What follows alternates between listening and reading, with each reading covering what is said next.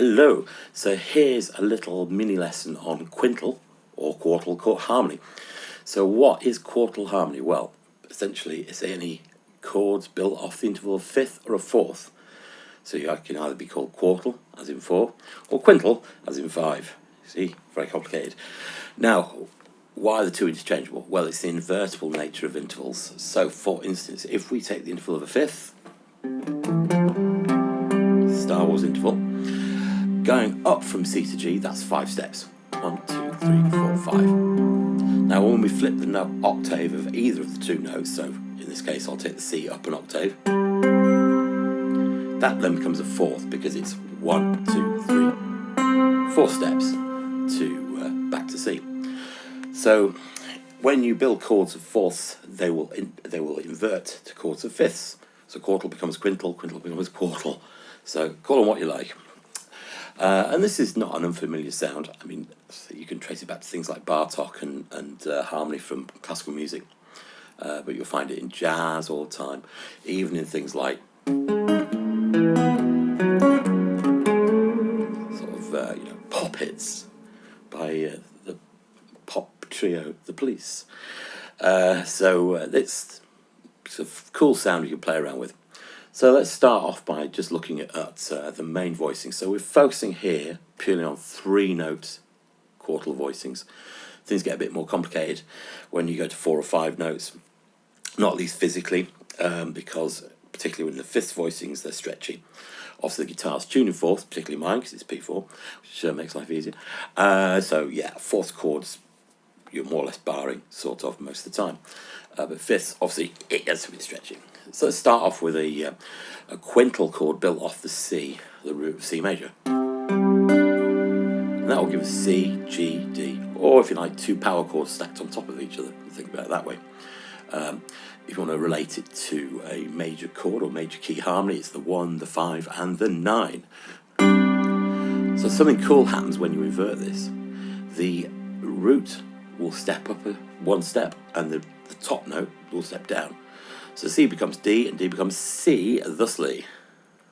See there, we've gone from fourths to fifths, which is kind of cool. So that's one of our first couple of voicings that are available to us.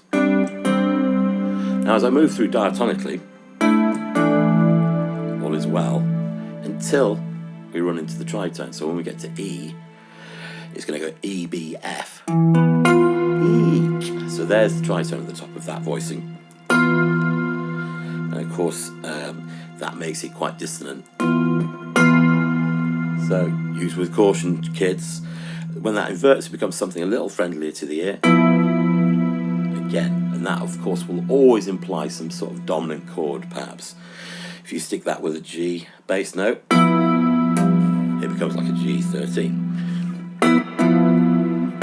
But of itself, crunchy. And so on. Until we get back to the B, which of course will have the tritone at the bottom of the stack. And then we'll go to the other way. Thusly. So those are the kind of pure voicings, if you like, either straight up or down in fifths or fourths. The other option is to take the root and the 9 and stick them together, so you get this kind of thing. So there's our first chord again, the C fifth chord, or whatever we're calling it. So here we've got C to D, it's a step, and then up a fourth to the G. You see that I get there? That way round. Or similarly, we can put the G underneath that. And we get fourth at the bottom, step at the top, as opposed to step at the bottom, fourth at the top. And you can see that I can pretty much get all of them. In fact, maybe, can I do this? Maybe not.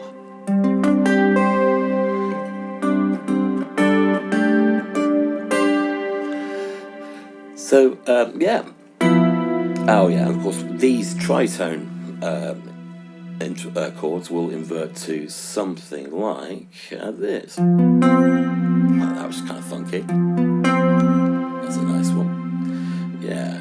So we've got the tritone at the bottom, F to B in this case, and then a semitone going up to the C. Lovely tense chord, always sing them.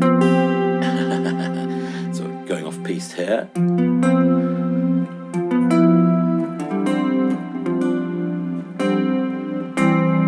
So there's a quick rundown of your basic quartal, quintal voicings.